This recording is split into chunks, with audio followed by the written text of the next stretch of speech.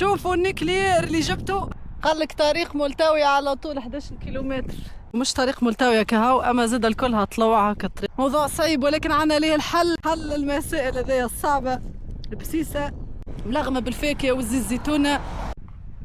علي جرى من مراسيلك، علي جرى تتررررر، بس اما تيجي وانا احكي لك، علي جرى تتررررر، هذيك تبالي وامسح دموع شو يعمل كيف ما شاء الله.